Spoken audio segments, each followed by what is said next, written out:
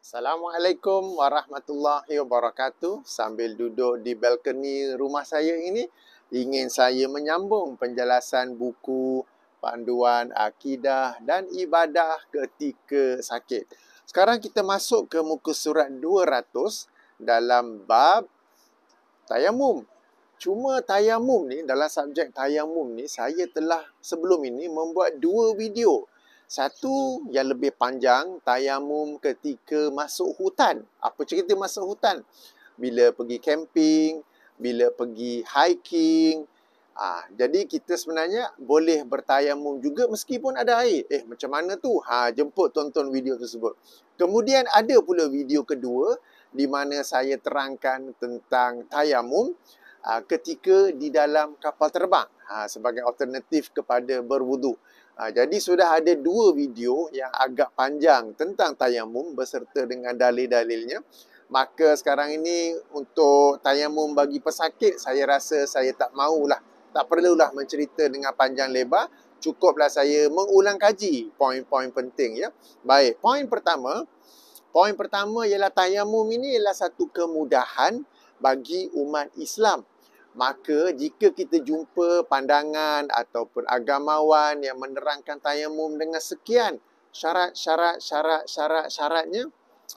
jangan nak ambil perhatian, sebab tayamum ni yang satu benda yang Allah bagi sebagai satu rukhsah, satu kemudahan bagi kita. Dengan begitu banyak syarat-syarat itu akhirnya menjadi satu kesukaran. Akhirnya orang tidak mahu bertayamum. Bahkan ada orang yang sepanjang hidupnya tak pernah bertayamum. Bukan dia dalam suasana yang dia patut bertayamum. Bukan sebab dia tak pernah dalam suasana yang dia patut bertayamum. Tak, kerana banyak sangat syarat sampai dia pun keliru syarat tersebut. Atau pada saat dia patut bertayamum, dia lupa apakah syarat itu. Ataupun dia begitu bimbang tayamumnya nanti akan menyebabkan solatnya tidak sah. Lalu akhirnya dia tidak bertayamum. Jadi tuan-tuan dan puan, jangan begitu. Ayuh kita belajar tentang tayamum supaya kita dapat mengamalkan, menerima satu kemudahan yang Allah kurniakan. Itu yang pertama. Yang kedua, tayamum bukan sahaja boleh digunakan untuk mengangkat hadas kecil, tetapi juga hadas besar. Okey, katakan seorang pesakit itu, katakan seorang muslimat, beliau dalam keadaan sakit, mungkin dalam ward ke, mungkin sekarang penyakit ke, dia dalam keadaan haid. Kemudian haidnya pun telah berhenti, telah kering. Sepatutnya mandi wajib. Macam mana nak mandi pula ni? Kena pula mandi wajib tu kena mandi dengan teliti. Jadi dia sebenarnya ada pilihan, iaitu bertayamum. Alright, dia tayamum dan kemudian dia boleh solat seperti biasa. Jika puasa, dia pun boleh puasa. Dan bila dia dapat menggunakan air, maka dia mandi wajib seperti biasa ya. Itu yang pertama. Yang kedua, yang pertama tentang kesukaran-kesukaran. Yang kedua tentang tayamum boleh digunakan juga untuk mengangkat hadas besar. Yang ketiga, sebab-sebab tayamum. Yang kita lazim tahu, tayamum ni hanya apabila tak ada air. Itu betul. Tapi ada sebab lain. Yang pertama, tak ada air. Yang kedua, ada kebimbangan untuk menggunakan air. Seperti seorang pesakit. Kalau dia menggunakan air akan memparahkan lagi kecederaannya. Akan mengkronikkan lagi penyakitnya. Maka dia boleh bertayamum. Dan sebab yang ketiga ialah untuk mengejar sesuatu keutamaan. Baik. Seterusnya, bahan tayamum. Okey, kita di Malaysia bermazhab Syafi'i. Bagi mazhab Syafi'i ialah apa-apa daripada bumi, apa-apa tanah ke debu ke pasir daripada bumi ya, sa'idan thayyiban, yang bersih, yang suci. Yang ini saya ingin nak highlight bahawa debu yang cari kat tepi-tepi ni ke, dekat tepi-tepi, yang itu habuk. Itu bukanlah bahan untuk tayamum. Yang itu habuk. Saya tekankan. Jangan pergi cari tepi-tepi tingkap, tepi-tepi katil, bawah lantai ke apa ke. Seseorang tu mungkin sakit kerana sakit yang lain. Tapi dia pula bertayamum dengan habuk itu, penyakit lain pula yang datang. Mata merah ke, hidung lain ke, batuk ke apa pula. Ya. Jadi tuan-tuan dan puan-puan, tayamum ini adalah dengan daripada tanah yang bersih, yang suci. Ini bagi mazhab Syafi'i. Ada pula pandangan lain ialah apa saja daripada bumi boleh digunakan untuk bertayamum. Berdalilkan hadis riwayat Imam Bukhari dan Muslim di mana Rasulullah SAW bersabda antara lain, aku diberikan 5 perkara yang tidak diberikan kepada para nabi yang lain. Salah satu daripadanya ialah dijadikan bumi ini seluruhnya untuk umatku, untukku dan umatku, untuk bersuci dan sebagai masjid, tempat untuk solat. Jadi tuan-tuan, besi daripada mana? Daripada bumi kan. Saya duduk sekarang ni ada tiles. Tiles ni daripada bumi juga. Pokok daripada bumi juga. Jadi kita boleh, bahan tayamum tu boleh besi, boleh simen, boleh tiles, boleh kayu dan sebagainya. Ya, ini pandangan yang lebih luas. Sebab kalau disyaratkan kepada tanah saja, bukan semua tempat ada tanah. Kan? Jadi sesuatu yang kemudahan tu tidak tercapai tujuan untuk memudahkan sebab di tempat itu tidak ada tanah. Tapi ada yang lain-lain daripada bumi. Seperti tiles ataupun mozaik. Itu daripada bumi. Dinding hospital tu. Itu daripada bumi. Okey? Right. Seterusnya, bagaimana cara tayamum? Tepuk. Katakan tepuk pada besi. Tepuk. Sapu pada muka dan pergelangan tangan sekali cukup. Tak perlu 3 kali. Tak perlu tepuk sekali untuk muka, tepuk sekali untuk tangan kerana debu mustakmal ke apa ke. Ya, tak ada. Air mustakmal tak ada, debu mustakmal pun tidak ada. Kemudian bolehlah solat seperti biasa. Jadi tuan-tuan puan, itu tentang tayamum. Apa lagi nak tahu? Baik, jika masuk waktu solat seterusnya, nak kena tayamum balik ke macam mana? Okey, ada 2 pandangan. Pandangan pertama kata bila masuk waktu solat yang seterusnya, hendaklah dia berusaha cari air. Kalau tak ada air, baru dia tayamum. Pandangan kedua berkata, tak payah. Kalau yang waktu solat pertama pun kau kena tayamum, bukan sebab tak ada air. Sebab memang tak boleh pakai air. Sebab sakit. Jadi, waktu solat yang kedua pun sama saja. Jadi, tayamum yang sedia ada tu kalau kita tidak melakukan apa-apa perkara yang membatalkan wuduk ataupun menyebabkan kita dalam hadas kecil, boleh sahaja solat. Tapi kalau nak ambil pandangan yang lebih hati-hati dan ingin bertayamum sekali lagi, boleh saja ya. Jadi tuan-tuan dan puan-puan, dalil-dalilnya ada dalam 2 video tersebut. Saya bagi di bahagian description.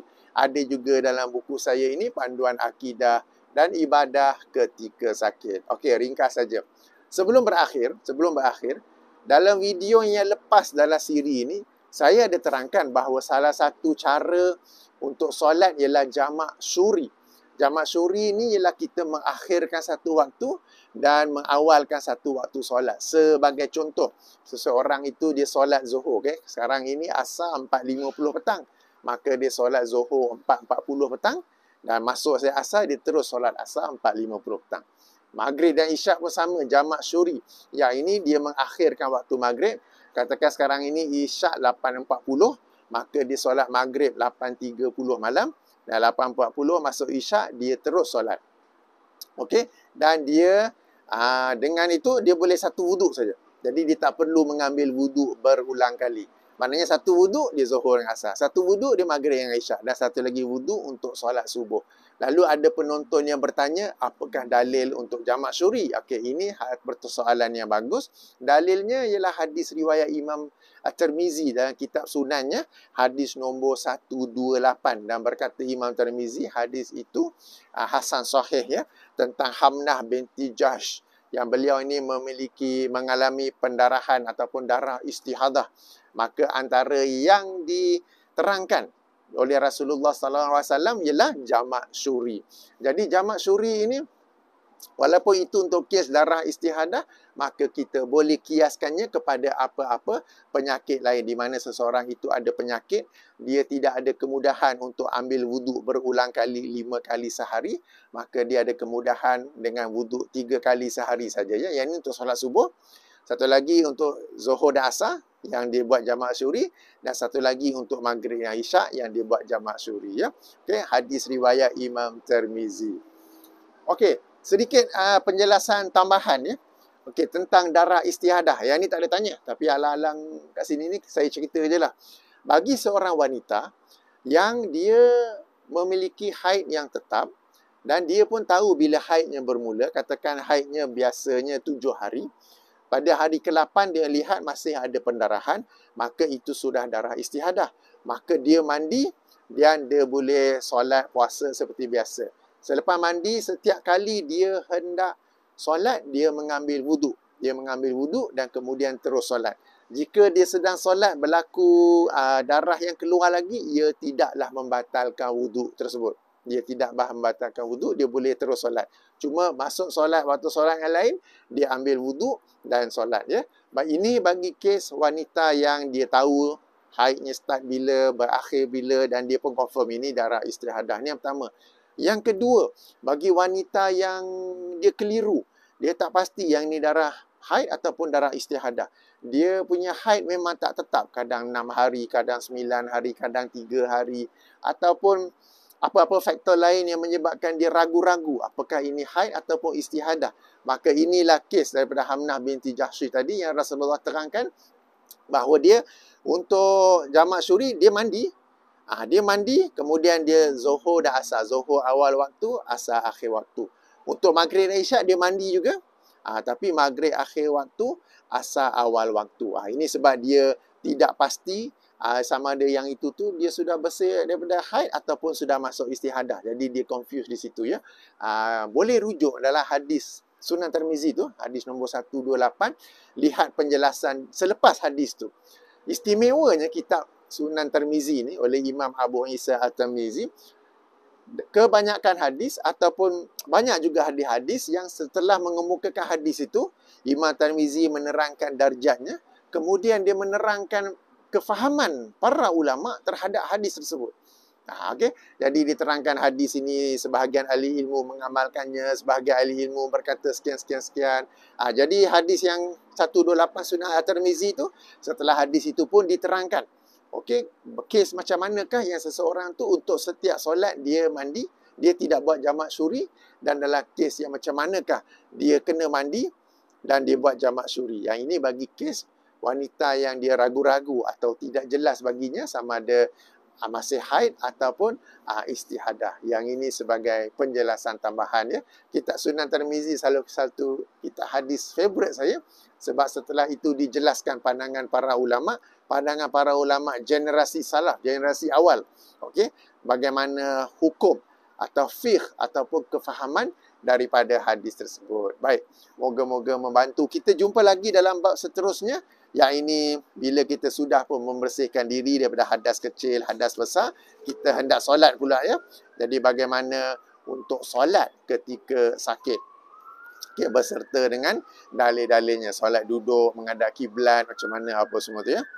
Baik, sehingga sini sahaja dahulu. Subhanakallahumma wa bihamdika asyhadu an la ilaha illa anta astaghfiruka wa atubu ilaika. Assalamualaikum warahmatullahi wabarakatuh.